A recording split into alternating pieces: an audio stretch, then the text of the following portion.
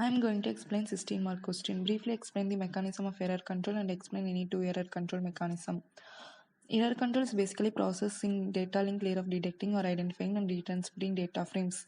In case of lost or corrupted frames, the receiver does not receive the correct data frame and sender is ignored. None. Each and every time an effort is deducted during transfer, particular data frames retransfer, and this is process called as ERQ. Two ways of error control: error detection, error correction. Error detection, as name suggests, simply means detection or identification of errors. These errors may cause due to noisy or any other impairments during transmission from transmitter to the receiver in communication system. It is class of technique detect grabbed, unclear and distorted data or message. Error correction. Error correction, as name suggests, simply means correction or solving or fixing of errors. It simply means reconstruction, rehabilitation of original data that is error free. But error correction method is very costly and is very hard. Various techniques for error control: stop and wait ARQ, go back NRQ, selective repeat ARQ.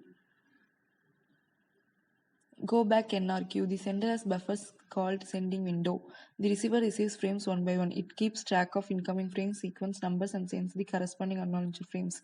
After the sender has sent all the frames in window, it checks up to what sequence number it has received positive acknowledgement.